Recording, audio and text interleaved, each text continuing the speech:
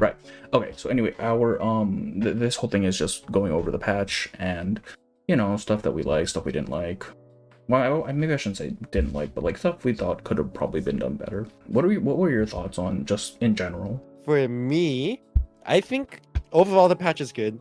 Realistically, I think like most of the patches reverse puts out is really good and really catches me in like attention wise and everything. Yeah, I liked Folie et Deraison. It's a pretty good story overall. What did you think about Aleph though?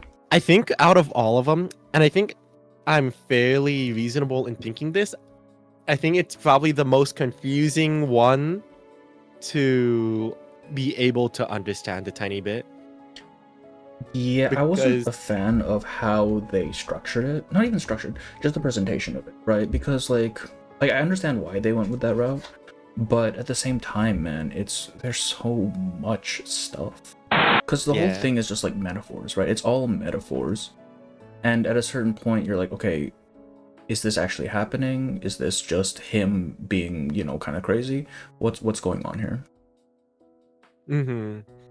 Because I think especially for people that initially thought Olive was only Olive, Merlin, and the Idealist, Mm. they might have been a bit confused and were thinking like, okay, Olive is now talking to like these other people, and maybe won't understand that like they're all separate personalities unless someone told them either beforehand or until like a couple notes into the entire like story already. So okay, so how much of that did you actually think was like real life versus his whole delusions? Um, I think the only parts that I thought were real was I think Miss Grace showed. I know Miss Grace was mentioned, but I'm trying to remember if she was talking at all. Was she the the radio host person? Yeah, I'm pretty sure she was the radio host, so I'm pretty sure she actually Okay. like spoke and stuff. Well, no, I mean, she Yeah. responded to him. Um, Mm-hmm. that one, I'm thinking that one, and maybe the Laplace guy. Just Yeah. because Yeah. it's weird though, right? Because the Laplace guy gets the nickname that all of Olive's like identities tend to have, right? He's the linguist. Mm-hmm. So it's like, Mm-hmm. is the dude real? I'm not actually sure at that point. But there was also I wanted to bring this up. Wasn't there also like a actual Laplace employee that was like, "How do you get in here? The door was locked. You Exactly shouldn't be right. here." There's Something like. that, the butterfly of Was Lorentz, that who's the been linguist? mentioned before, right? Like Mm-hmm. it seems a Well, was little it the go ahead. same? Was it the same butterfly events, or was it like is it the same one It's that,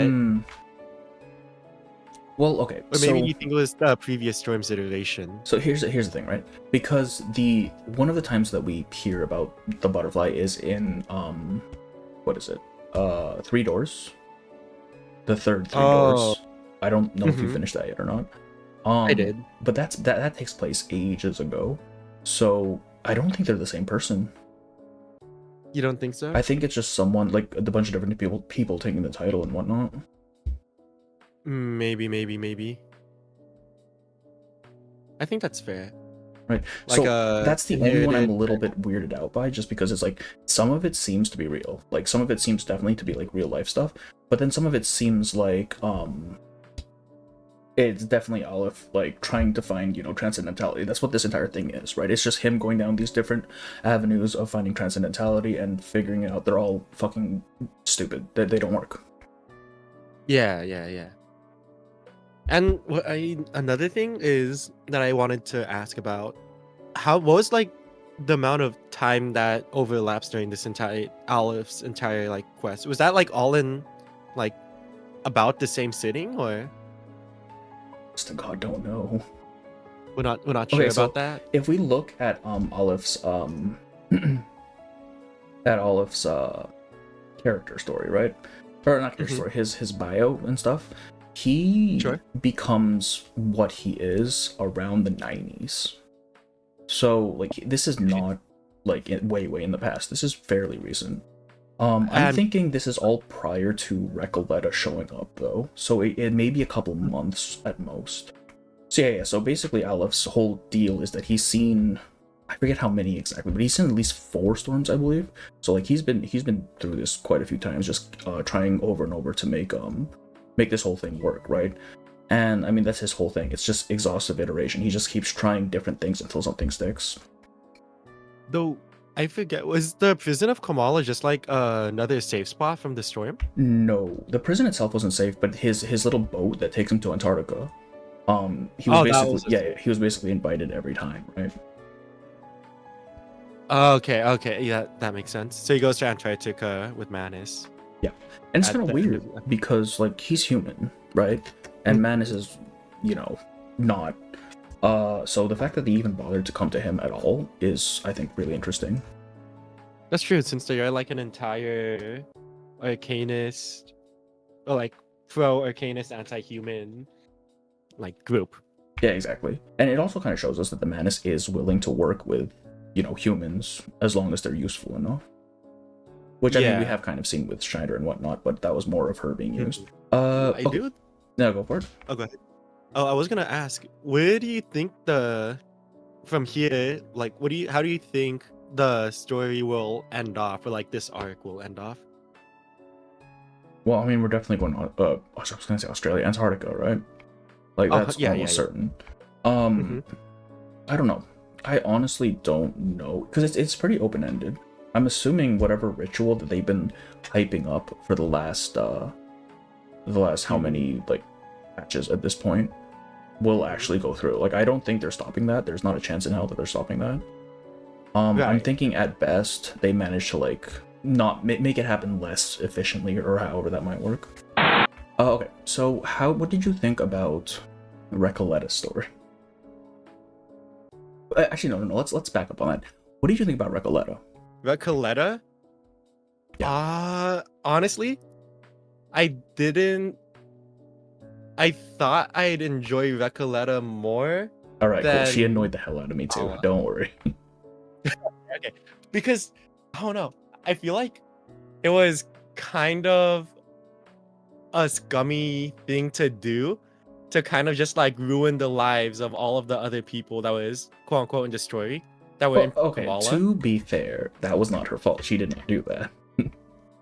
Oh, but it was like a side effect of something Yeah, I mean, that yeah, she did do, but she right? wasn't like Because directly responsible for it. Right? Like, this is all Alep's work. yeah, that's true. That's true. My main gripe with her was just she seemed very flat at the start in terms of characterization.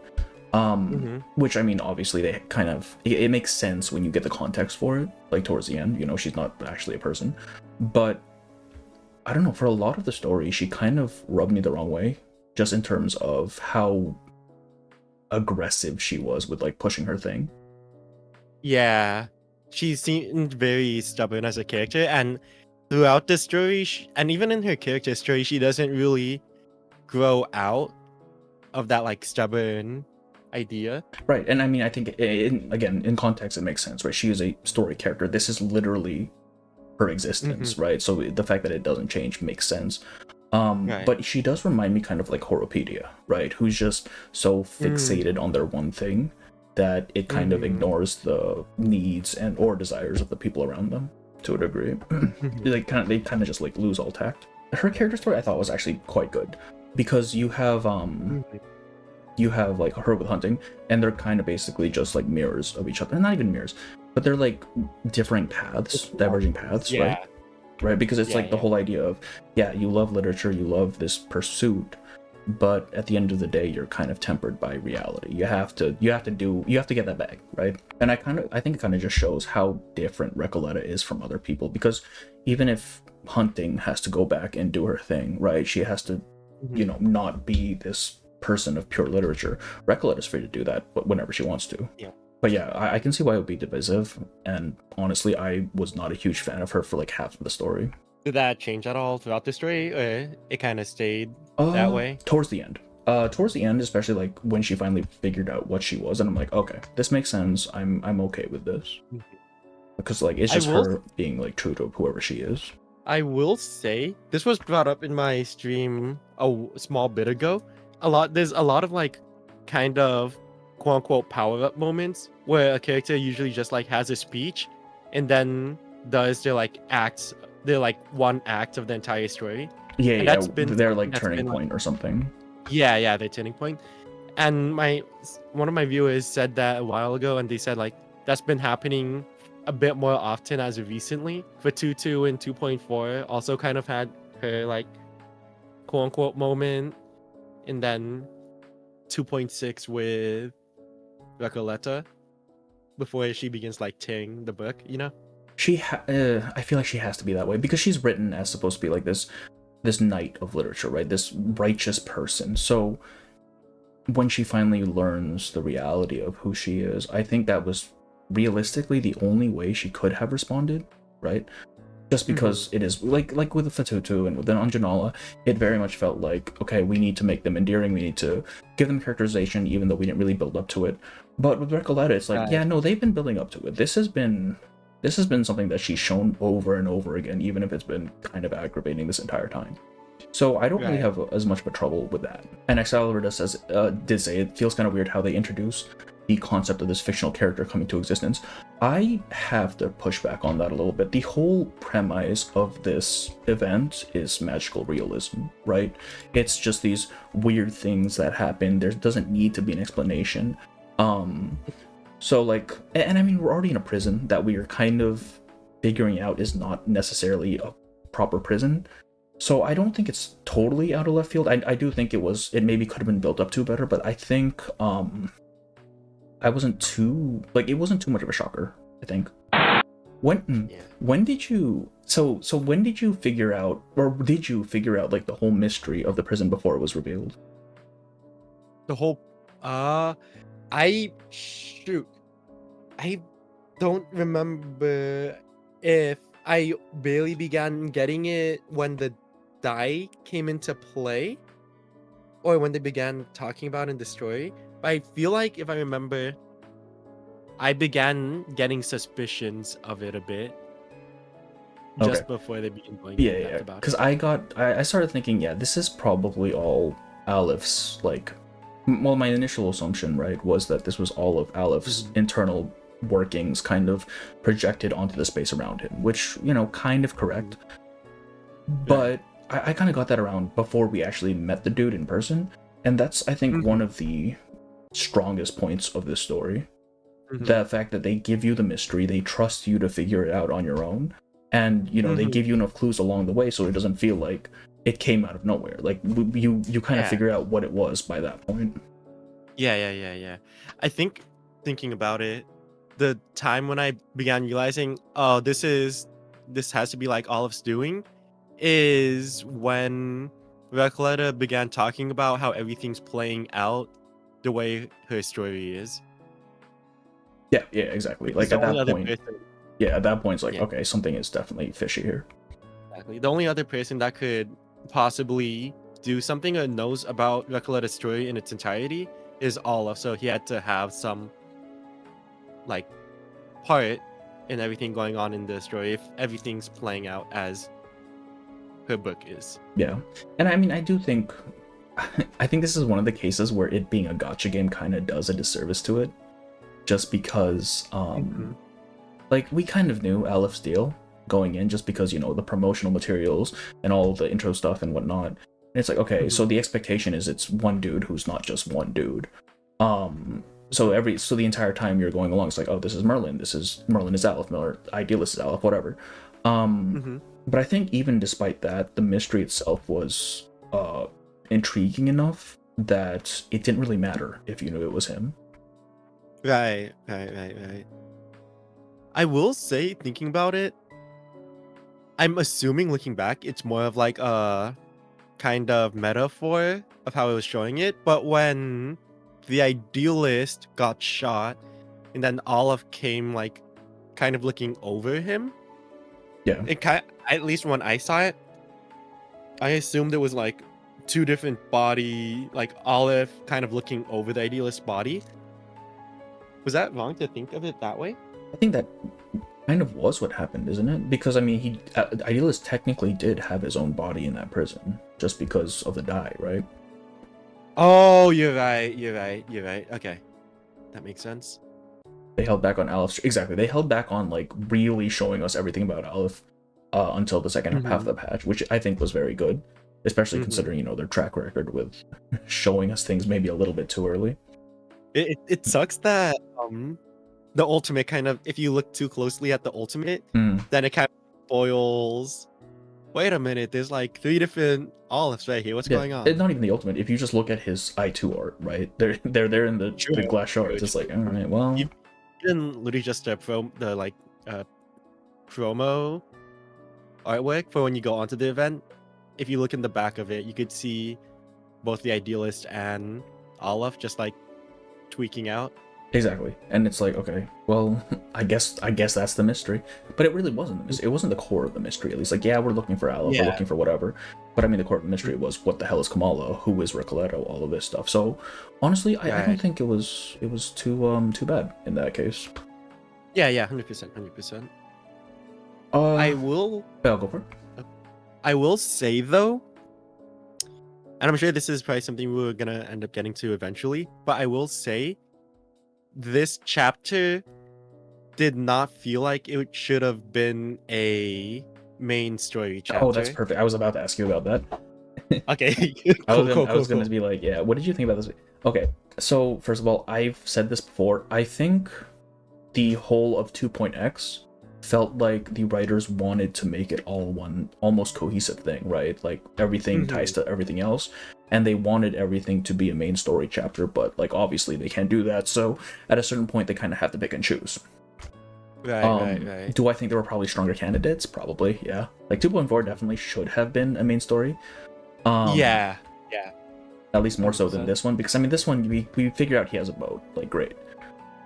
But like realistically, all the stuff they give us in 2.6, similar stuff has been given to us in previous events, exactly, as limited events. Yeah. Whereas like I feel like 2.4, even though the storytelling wasn't as good, it felt a lot more fluid in everything that was going on up until like current moment. How did you feel about this chapter being a main story chapter? Like, do you think it helped the event story at all, or do you think it probably would have been better off if they just had like really focused on it being its own like self-contained thing?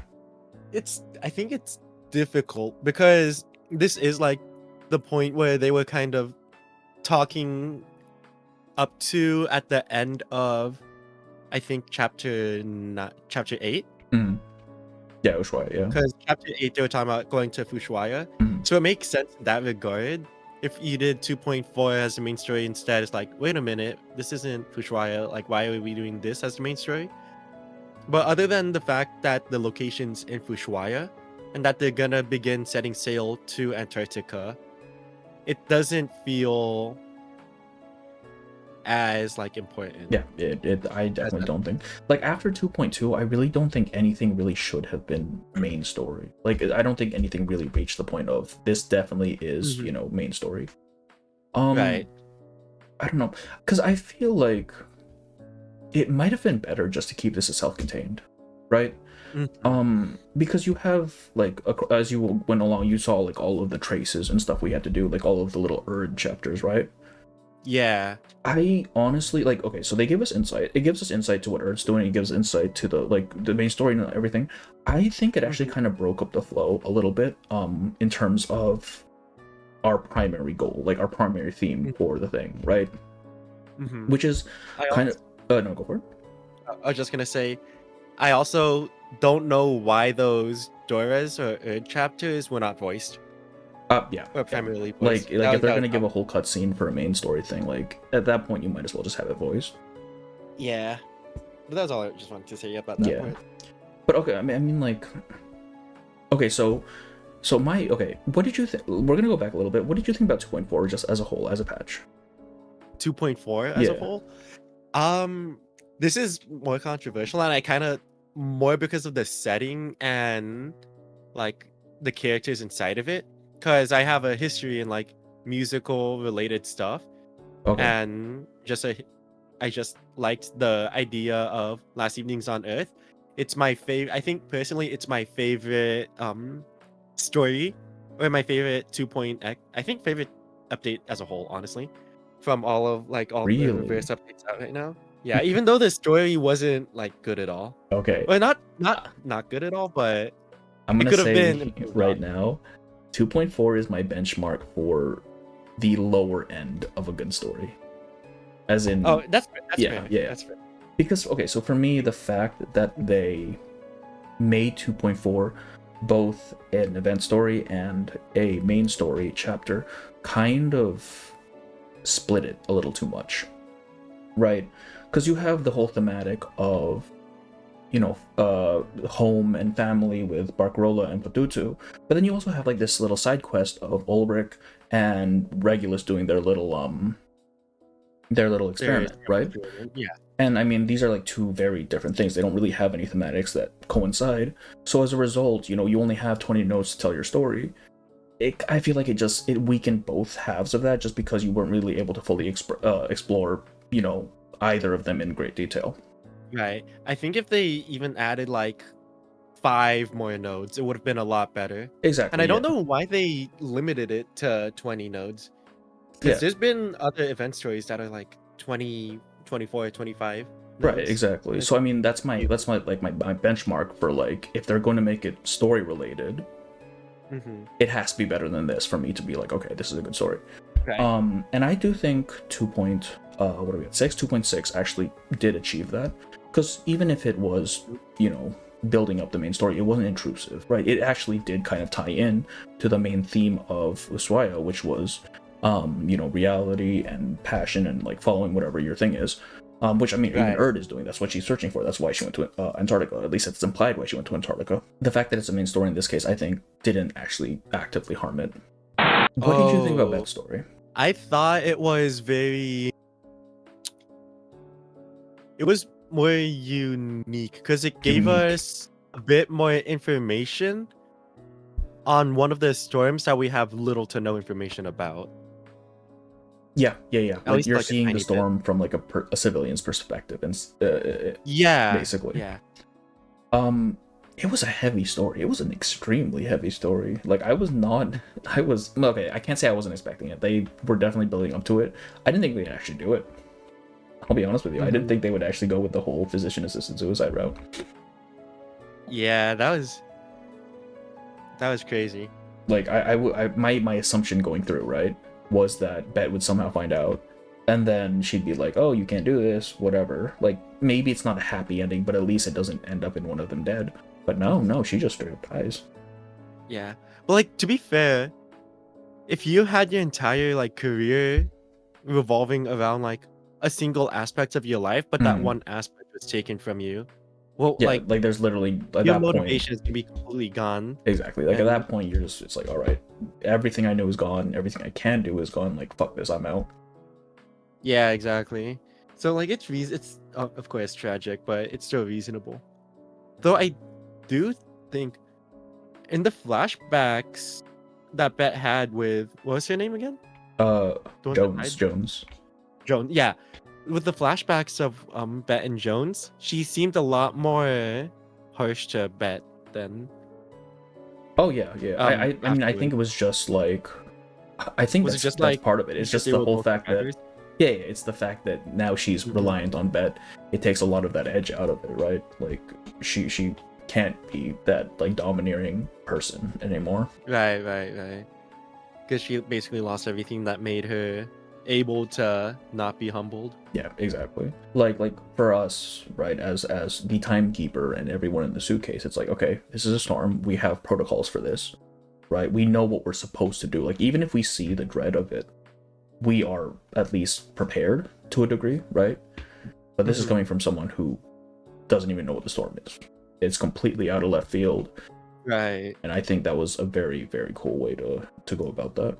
I think it's very much Mm. Jones kind of, because Jones knows she's gonna die, right? She's already made the preparations and everything. I really Mm. think it's her kind of passing on her legacy, or like what's left of her legacy. It's like, okay, I can't do this anymore. You're the new actor. You have to do this now. And then the end of the chapter is like Bet finding her footing, right? It's like, okay, I can do this. We Right. can be an actor, and the next time we meet in whatever era, I can show you.